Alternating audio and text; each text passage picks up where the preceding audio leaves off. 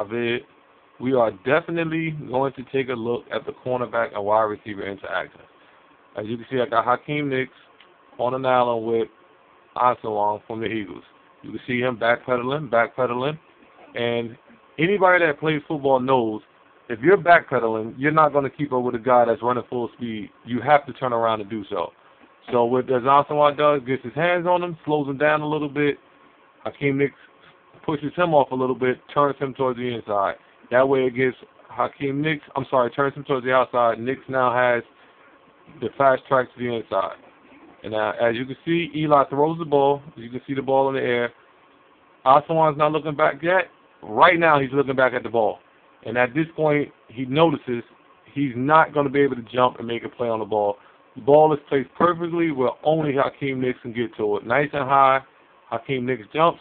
But at this point, what I like about this, the computer knows it can't get to the ball. He doesn't make this earthly decision to jump 30 feet in the air to knock this ball down.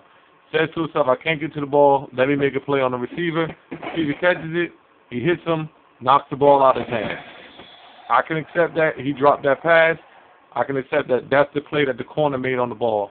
Now, let's head over to Madden, who's supposed to be, the superior brand.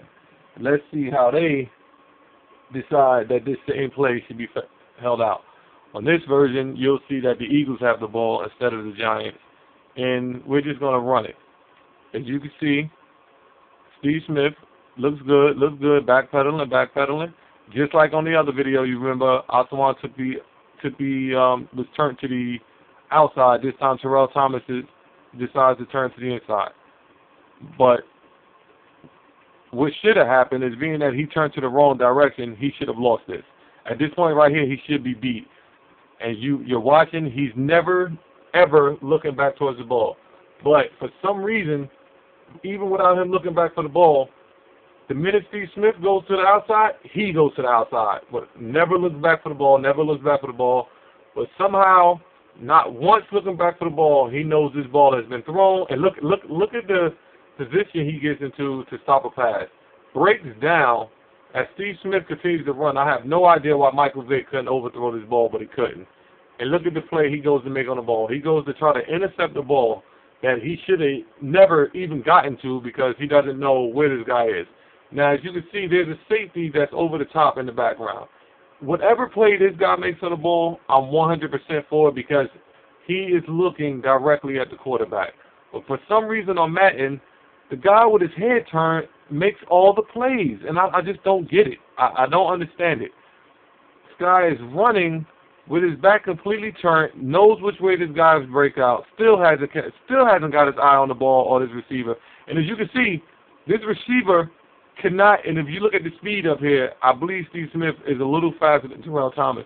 And even if he's not, the minute this action right here happens, when he has to turn his back and completely turn his pivot and go another direction, right now Steve Smith's speed should kick in and he should be past him.